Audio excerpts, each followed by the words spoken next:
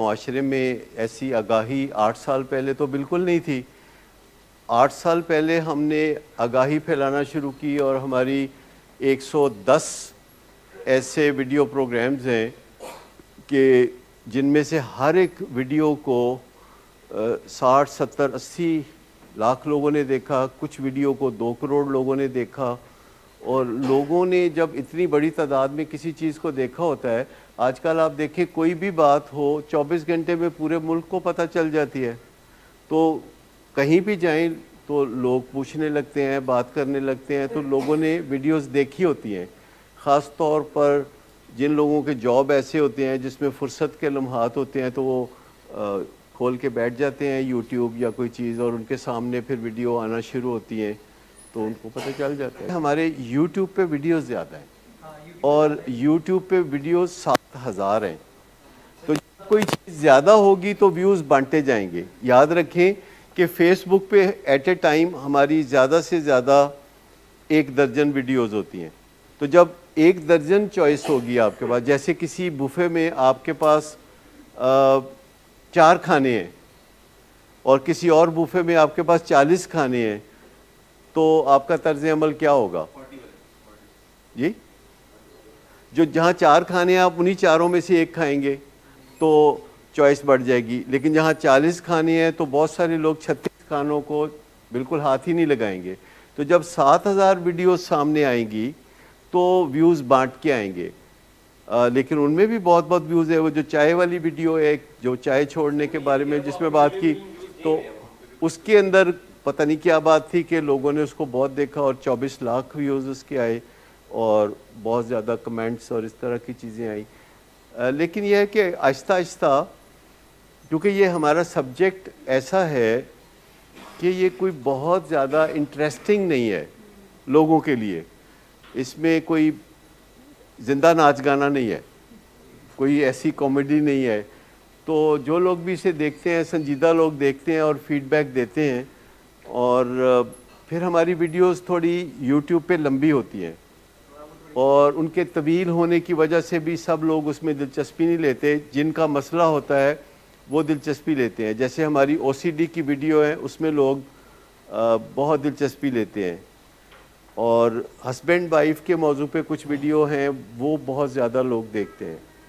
लेकिन आप अच्छी तरह समझ गए हैं मेरे ख्याल में कि अपना ख्याल रखना, और ये WHO का स्लोगन भी है जो पिछले 30-40 साल से WHO प्रमोट कर रही है कि जब आप किसी दूसरे को मिलें और बिछड़ें तो आप ये ज़रूर कहें उसको कि अपना ख्याल रखिएगा।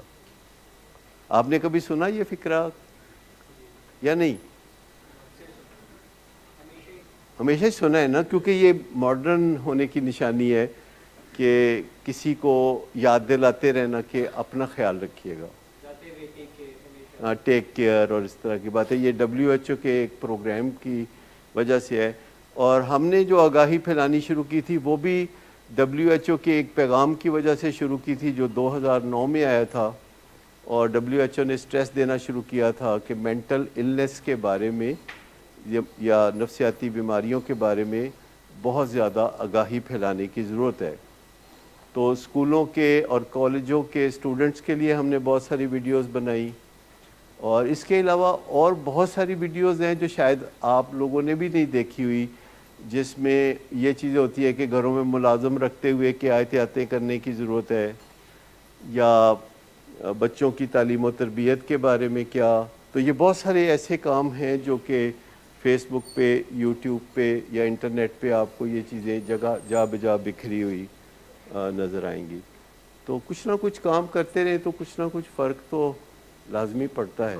ये साइकोलॉजिकल हरगिज़ नहीं है, ये ब्रेन डिसऑर्डर है, ये नफ्सियाती बीमारी नहीं है, ये असाबी बीमारी है, ये जिस्मानी बीमारी है, बायोलॉजिकल बीमारी है। और नफ्सियाती बीमारियों में और बायोलॉजिकल बीमारियों में बहुत फ़र्क होता है। नफ्सियाती बीमारियां आम तौर पर आप किसी बंदे से सीखते हैं, और जो बायोलॉजिकल बीमारियां होती हैं वो जीन्स में आती हैं और लापरवाही से बढ़ती हैं। Biological brain disorder, it's a brain disorder. और इसमें ख़राबियाँ इस वजह से पैदा होती हैं कि हम कॉमन सेंस यूज़ करते हुए वो काम करते हैं जिससे ये बीमारी बढ़ती है। मिसाल के तौर पर एक बंदे को OCD है और वो अपने भाई से जिक्र करता है किसी बात का और भाई उसको तसल्ली देना शुरू कर देता है या उसकी वालदा उसको तसल्ली देना शुरू कर देती है, तो तसल्ली देने से OCD बढ़ती है। तो उसमें तसल्ली देने की ज़रूरत नहीं होती। आप किसी को एक दफ़ा बता देते हैं कि फ़िक्र की बात नहीं है और साथ कहते हैं दोबारा ना पूछिएगा, क्योंकि जब आप किसी को बार बार तसल्ली देते हैं तो वो बार बार पूछता है कि ऐसी कोई ख़तरे की बात तो नहीं है या फ़लाँ बात तो नहीं है, ये तो नहीं है। तो कई दफ़ा आप कह देते हैं कि मुझे नहीं पता। तो कई दफ़ा लोग कहते हैं कि एक दफ़ा, दो दफ़ा, तीन दफ़ा आप जवाब देंगे तो ये तो हेल्दी होगा, लेकिन अगर बार बार आप किसी की तसल्ली कराएंगे तो वो इस तसल्ली के साथ एडिक्टेड हो जाएगा। वो बार बार कहेगा कि मुझे तसल्ली देते रहो। तो कभी किसी को तसल्ली दे के बीमारी में बढ़ावा न दें। हमेशा कोशिश करें कि फेयर बात करें, एक दफ़ा बात करें और आपकी क्रेडिबिलिटी इतनी हो कि जब आप एक दफ़ा बात करें तो लोग दूसरी दफ़ा आपसे वो बात हरगिज़ ना पूछें। और इस तरह आपकी भी ज़िंदगी आसान होती है, दूसरे लोगों की ज़िंदगी भी आसान होती है। Thank you very much.